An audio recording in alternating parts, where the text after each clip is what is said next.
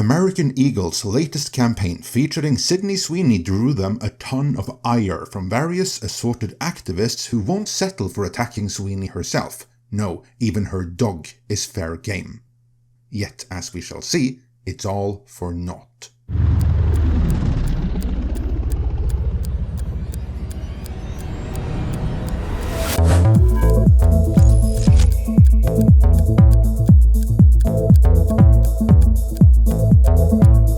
For the last few years, activists have considered it a feather in the hat if some controversial rebranding or change of direction manages to piss off the quote-unquote right people, which is code for normal people. Because the thought was that the numbers of people subscribing to various minorities were so large that they would outnumber paying customers of the normal persuasion. If only all of these various assorted minorities would feel safe, seen, and validated, and anything that pissed off normal people was doing just that. I know, it sounds utterly insane when you put it like that, and when you look at some of the things regular people were expected to approve of and even find appealing, insane is exactly what it was. Indeed, the subversion the activists have pushed for have been the bane of many a brand, and extremely detrimental to anyone that went for a woke rebranding, because there was never any actual commercial demand for it. It was always pushed for by major financial institutions, as well as by crazies in the media who were given space as if they had something to say that should be listened to, when they didn't.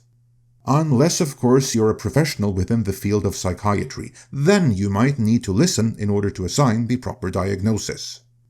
That aside, now the activists are the ones who are pissed, and they're getting more and more enraged because American Eagle keeps on winning, setting the dangerous precedent that paying customers everywhere may actually prefer the good genes Sydney Sweeney represents over inclusion and gender confusion. Triggering the activists even more, Sydney Sweeney herself apparently is a gun-toting registered conservative, which prompted President Trump himself to weigh in and soft endorse American Eagle. Which isn't going to turn off anyone that weren't going to buy American Eagle apparel anyway, but it may prompt even more that were only considering buying into actually doing so.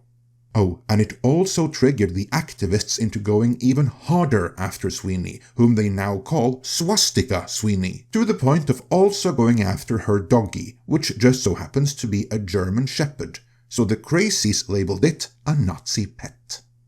I wish I was joking, because this stuff belongs in a satire, but alas, this is all too real. On the plus side, you can safely say that this time the right people really are pissed off, because this isn't hurting sales. On the contrary, sales are massively boosted. Because that's the thing, for all the fake outrage, for all the beached whales who fell from the tree of ugliness and hit every branch on the way down, proclaiming Sydney Sweeney to be ugly and an outdated example of beauty, everyone can see that the campaign is working. Indeed, the New York Post, admittedly a conservative-leaning outlet, wrote a piece titled, "Fool Me Once, Corporate America is not falling for the left's outrage over Sydney Sweeney's Good Genes ad." This piece, penned by one Charles Gasparino, reads, "The left is trying its best to stir up a furor over the recent Sydney Sweeney Jeans TV commercial to ignite a backlash similar to the Dylan Mulvaney Bud Light debacle. Sorry progressives, it ain't happening." And jumping forward a bit, "Blonde women, blue-eyed, good genes, oh the horror. That's if you are listening to the leftist commentariat that still hasn't piped down weeks after the spot first appeared." The lefties are freaking because they think the jeans company is looking to bring back the bad old days, pre-George Floyd of course, when white blonde oppressors ruled over American culture. It's all very Hitler-like to the progressive numbskull class, but not to just about every other segment of American society. And here, as a, to quote Bob Iger, global citizen of the world, I would like to chime in that this is true for the rest of the planet as well. The piece continues. The wokesters take it to a level that excludes rather than includes. And I'm glad this is here, because for years we've been saying inclusion is exclusion. Good-looking white people, particularly if their hair is that evil shade known as blonde, are nowhere near the intersectional matrix they demand for hiring or image-making in their version of America. That's why Sydney Sweeney, known more for her cleavage than her politics, has become a touchstone in the culture wars. And here's why the attacks won't work. Wokeness was once big in the business world, but notice Gasparino's use of the past tense.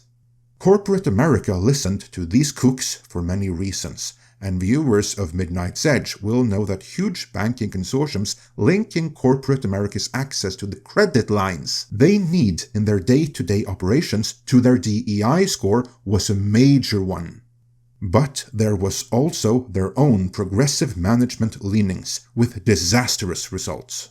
They learned the hard way that most Americans of all races, as well as everyone else from everywhere else, hate being proselytized with political dogma, particularly of the left-wing variety that pushes the limits of identity and gender politics beyond cultural norms. The piece then lists the most famous DEI marketing disasters, like Bud Light, and to add a new one to the mix, the CEO who signed off on Jaguar's woke rebranding was just fired. The piece then continues, "Try this stuff on a mass audience and you will get the beatdown of the century." The predictable customer revolt impacted the businesses of Budweiser, Disney and BlackRock in such a measurable way that shareholders revolted too, forcing some of the most progressive CEOs in the world to course correct. That's why the Sydney Sweeney uproar will go nowhere with the people who matter the most American consumers and American Eagle shareholders. And jumping forward a bit more, shares of American Eagle are up since the Sydney Sweeney ad ran, despite the backlash. NYU marketing professor Eitan Muller points out the obvious, telling Fox Business that the commercial attracts attention, drives Google searches, and boosts the brand.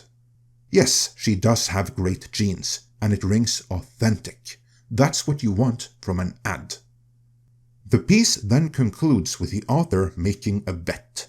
You will be seeing a lot more of Sydney Sweeney. Most men will be rejoicing, many women will buy the company's jeans, management will be rewarded with higher salaries and a stock price that matches.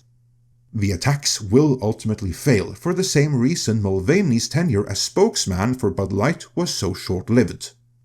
Recall, the nation's, and therefore the world's, #1 selling beer dropped to #3 and never recovered. Sydney Sweeney has both good genes, and there's nothing the wokesters can do to change that reality. Indeed, all of this is reality healing. Let me know your thoughts on this in the comments.